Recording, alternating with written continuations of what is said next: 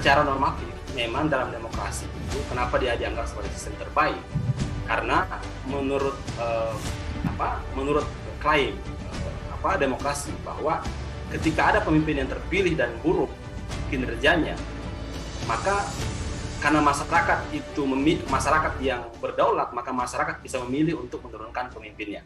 Itu kelebihan demokrasi gitu. Nah, prinsip ini ketika diterapkan dalam konteks Trump hari ini, ya orang akan mendapatkan justifikasi bahwa betul kan, Trump tidak bisa naik 2 periode karena dia buruk, dia akhirnya dikalahkan oleh rakyat. Satu sisi secara normatif ini benar gitu. Tapi di sisi yang lain, ini menurut saya adalah sebuah krisis, ya. Ternyata demokrasi tidak bisa menjamin orang yang berkualitas itu menjadi pemimpin. Nah, ternyata kritik ini sudah disampaikan oleh Plato ribuan tahun yang lalu, saya kira. Makanya Plato itu mendudukan demokrasi sebagai salah satu sistem terburuk dalam pemerintahan. Karena menurut dia, mana mungkin kalau kita ke tukang, bahasa kita ya, tukang sate, kalau kita makan sate, kita ke tukang sate. Kalau sepatu kita rusak, ke tukang sol sepatu. Tapi kalau kita mau memilih orang yang akan mengurus hidup kita, kita malah memilih serampangan. Gitu. Itu adalah yang tidak rasional menurut Plato. Oleh karena itu menurut Plato, untuk menjadi seorang pemimpin itu harus orang yang punya level pemahaman dan kebijaksanaan yang tinggi. Dan itu harus terlatih. Saya kira itu kritik yang sudah sangat lama. Bahkan di Federalist Paper-nya salah satu pimpinan atau salah satu founding father Amerika Serikat juga sudah menuliskan hal tersebut sebenarnya, bahwa yang kelas pemilih pemimpin yang benar itu adalah yang berkualitas.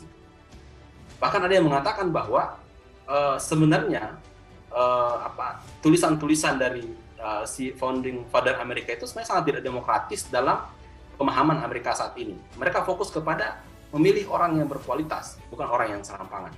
Nah, tapi dalam konteks demokrasi Amerika Serikat yang ada hari ini, yang terjadi adalah siapapun yang memenangkan pemilu, siapapun yang bisa memenangkan pemilu, dia yang terpilih tanpa melihat siapa yang berkualitas. Makanya kalau sekarang ada Freedom House dan kawan-kawan itu menilai bahwa ada penurunan kualitas demokrasi, itu karena kesalahan demokrasi sendiri. Mengapa mereka tidak membangun sistem yang bisa menjamin orang yang berkualitas yang memimpin? Nah, karena tidak ada mekanisme itu, sehingga lahirlah orang-orang yang hanya yang punya duit saja yang memimpin. Dan itu kita lihat di Amerika Serikat. Trump bahkan sebelum jadi presiden, dia adalah seorang donatur politik. Dia adalah seorang oligark, Trump, seorang kapitalis besar. Bahkan dia pernah mendukung Demokrat juga sebenarnya dalam kampanye Demokrat itu. Membiayai partai Demokrat itu. Itu adalah hal yang wajar bagi pengusaha. Siapapun yang menguntungkan usaha dia akan biayai.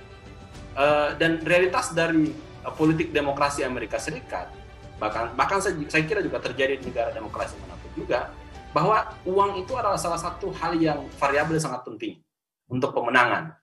Nah, karena uang yang bicara, karena logika modal yang bicara, sehingga tidak akan bisa kita menjamin orang yang berkualitas yang memimpin. Nah, ini menurut saya cacat inheren yang ada dalam demokrasi, yang menciptakan Donald Trump. Ya. Daniel satu lagi ya, Daniel Ziblatt dan Levitsky itu misalnya pernah menyebutkan begini dalam bukunya Bagaimana Demokrasi Mati. Dia mengatakan bahwa supaya demokrasi tidak mati, supaya pemimpin seperti Trump tidak muncul, itu seorang pemimpin harus punya akhlak, bahasa kita ya. Akhlaknya apa?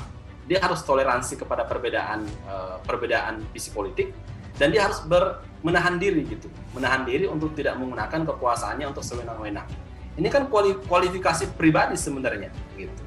Tapi demokrasi tidak punya mekanisme untuk memfilter itu, untuk menilai siapa yang punya moral yang bagus dan tidak. Yang ada adalah logika uang dan uang. Itu satu persoalan internal menurut saya.